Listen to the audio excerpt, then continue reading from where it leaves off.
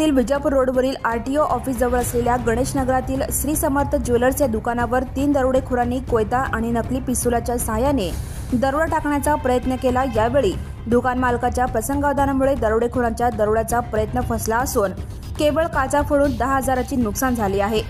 या घटनेमुळे शहरात एकच खळबळ उडाली असून दरोडेखोरांचा शोध पोलिसांकडून सुरू आहे।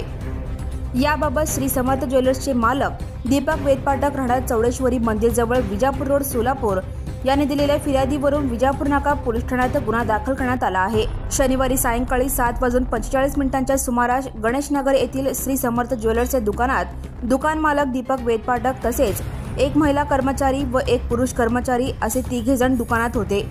त्यावेळी दुचाकीवरून आलेल्या 3 दरोडेखोरांपैकी 2 दरोडेखोर हे काळ्या रंगाच्या सॅक बॅग्ससह दुकानात आले व एक जण दुचाकीवरच बसून राहिला। दुकानात आलेल्या 2 दरोडेखोरांपैकी एकाने कोयत्याचा तर दुसऱ्याने नकली पिस्तुलाचा धाक वेदपाठक व त्यांच्या दोन्ही कर्मचाऱ्यांना दाखवून दुकानातील सोन्याचे दागिने मागितले। दागिने न देता वेदपाठक यांनी आडाओरडा करण्यास सुरुवात केली। त्यावेळी एकाने कोयत्याने दुकानातील काउंटरच्या काचा फोडल्या आणि दमदाटी करण्यास सुरुवात केली। दरम्यान मालकांनी आरडाओरडा करण्यास सुरुवात केल्याने दोघे दरोडेखोरांनी दुकानातून बाहेर पडून दुचाकीवरील बसलेल्या आपल्या साथीदारांच्या सहाय्याने दुचाकीवरून पळ काढला। या घटनेची माहिती दुकान मालक वेदपाठक यांनी तात्काळ विजापूर नाका पोलिसांना कळविल्यानंतर विजापूर नाका पोलीस ठाण्याचे पोलीस निरीक्षक दादा गायकवाड वरिष्ठ पोलीस अधिकारी यांनी तात्काळ घटनास्थळी धाव घेऊन पाहणी केली। ज्यावेळी दरोडेखोर आले त्यांनी दमदाटी केली व पळून गेले। ही सर्व घटना दुकानातील सीसीटीव्ही कॅमेरामधून कैद झाली असून याबाबत विजापूर नाका पोलीस ठाण्यात गुन्हा दाखल करण्यात आला आहे।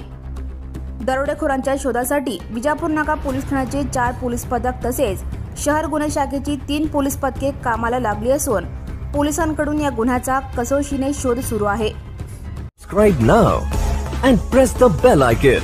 Never miss an